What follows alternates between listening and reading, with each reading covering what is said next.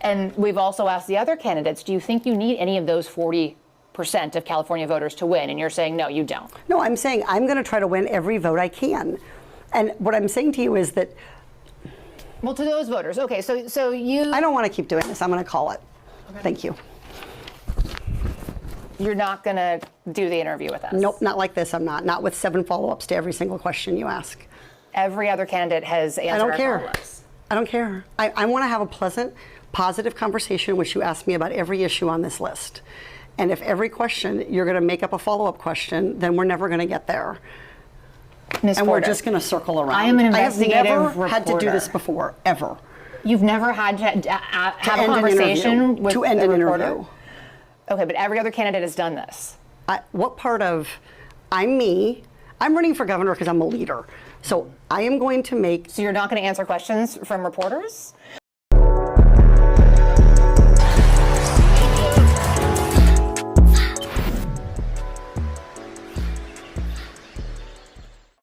I'm your host, Joel Perez, and you're watching Wrestling with Politics. And what we're going to be breaking down today, this is a perfect example of what not to do if you're doing a political interview. This is one of the worst political interviews that I've ever seen, and that's why I had to come on here and make this video as quickly as possible, because Congresswoman Katie Porter, who's currently running for governor of California, she shows you exactly what not to do. This lady comes across as one of the smuggest people that I've ever seen in my life. What is wrong with this lady? Truly, what is wrong with her?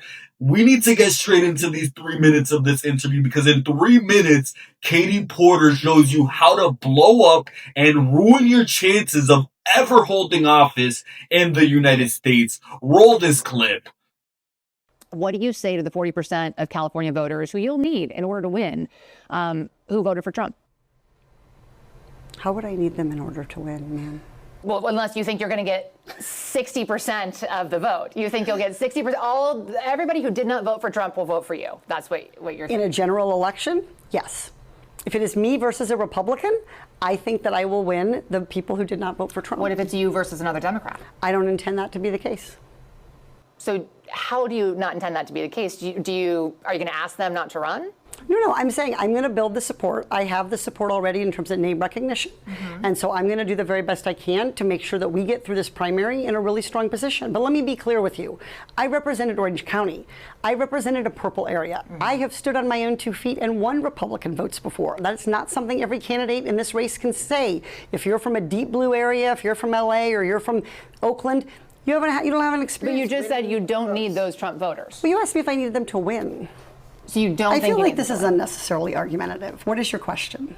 The question is the same thing I asked everybody, that this is being called the empowering voters to stop Trump's power grab. Every other candidate has answered this question. This is not argumentative. And I said I support it.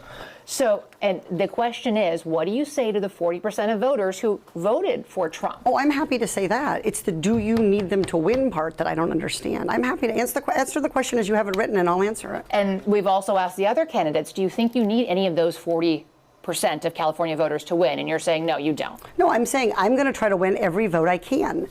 And what I'm saying to you is that... Well, to those voters, okay, so you... I don't want to keep doing this. I'm going to call it. Okay. Thank you. You're not going to do the interview with us? Nope, not like this. I'm not. Not with 7 follow-ups to every single question you ask. Every other candidate has answered our follow-ups. I don't care. I want to have a pleasant, positive conversation in which you ask me about every issue on this list. And if every question you're going to make up a follow-up question, then we're never going to get there. Ms. And Porter, we're just going to circle around. I am an investigative I have never reporter. had to do this before, ever. You've never had to have a conversation with to end a an reporter? interview. Okay, but every other candidate has done this. What part of I'm me? I'm running for governor because I'm a leader. So I am going to make... So you're not going to answer questions from reporters? Okay, why don't we go through? I will continue to ask follow-up questions because that's my job as a journalist, but I will go through and ask these, and if you don't want to answer, you don't want to answer. So nearly every legislative... I don't want to have an unhappy experience with you, and I don't want this all on camera. I don't want to have an unhappy experience with you either.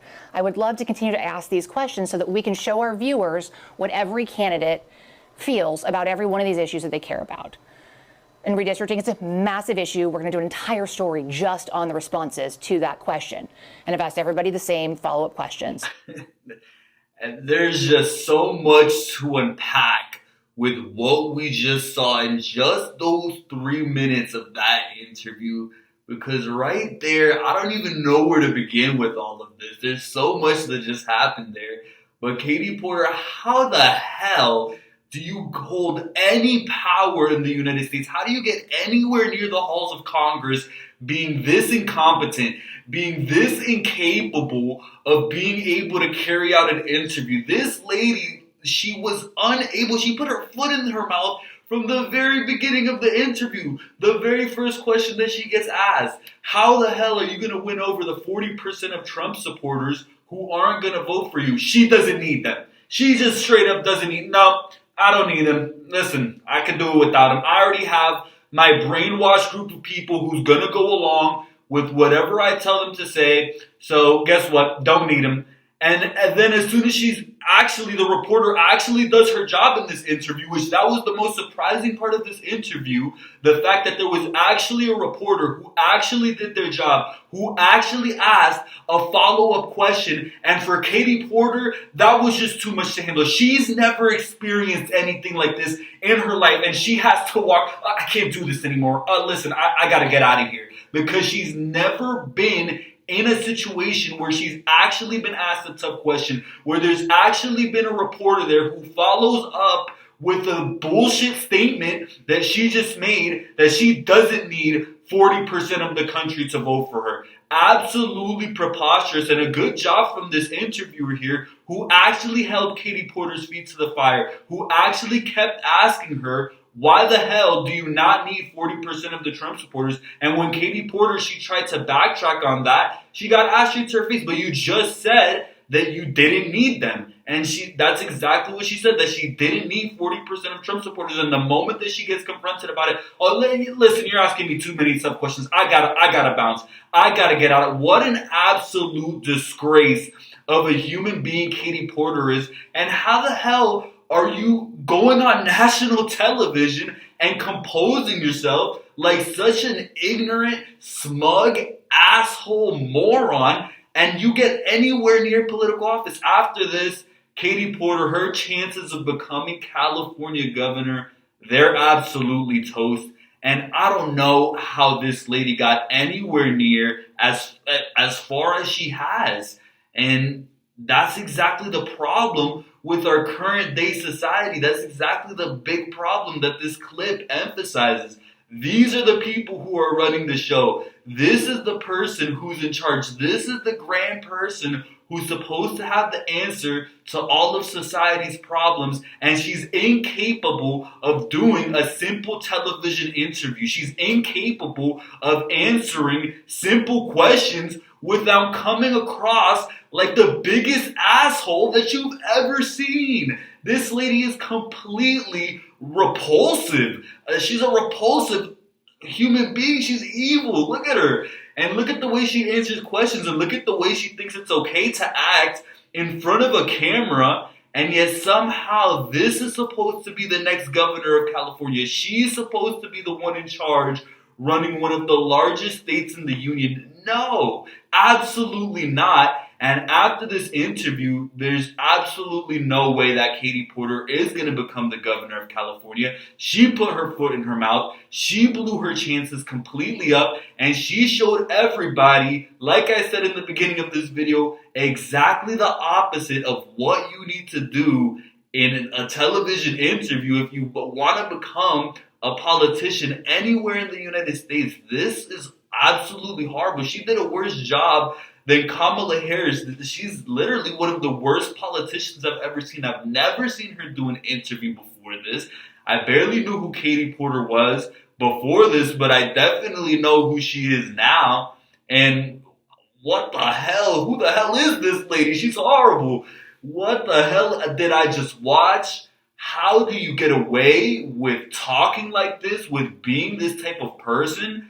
And again, she's a congresswoman. She gets to be in one of the most powerful positions in this country. So what does that say? The people running the show, there's this misconceived notion that there's actually adults in charge. There's actually people who know what they're doing, in control of things. You don't have to worry so much about things because at least the people in charge, at least they know what they're doing, right? Well, nope. This proves that the people in charge, they're not there because they're smarter than you. They're not there because they know what they're doing. They're there because they're willing to peddle the lies and the propaganda of the deep state. And it doesn't matter how incompetent, it doesn't matter how unaccomplished, and it doesn't matter how much of an attitude and how much of a dickhead these people are. They get to be the ones who get to have all the money and get to have all the power in this society simply because they know what corporate line to peddle. And Katie Porter, she's been one of the biggest agents in the Democratic Party. And if this is what it takes, if this is how easy it is to dismantle these Democratic Party hacks, if an interview where you're getting asked a couple tough questions is all it takes to dismantle your entire political career, well then crap, it makes sense why all of these politicians, why they don't want to do interviews, why they barely show up in public, because that's all it takes to dismantle the whole facade. Just a simple interview, a 3-minute interview, not even a long interview here, is all it takes to dismantle your whole political career. What an absolute disgrace. Katie Porter, this was just a shit show for you. And quite frankly, I don't think that this lady's ever going to find herself in any position of power, and she shouldn't, because if that's how you're going to handle yourself in front of the camera, just imagine what this lady's like when the cameras are off.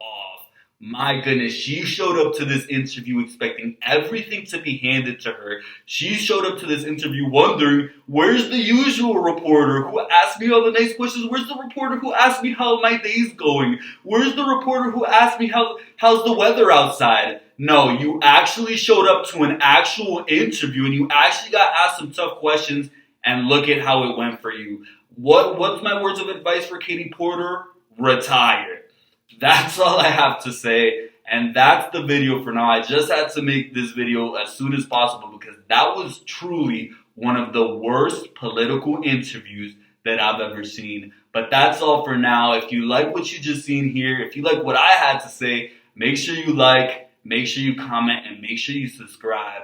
That's all for now. Have a great rest of your day, and I'll see you all very soon.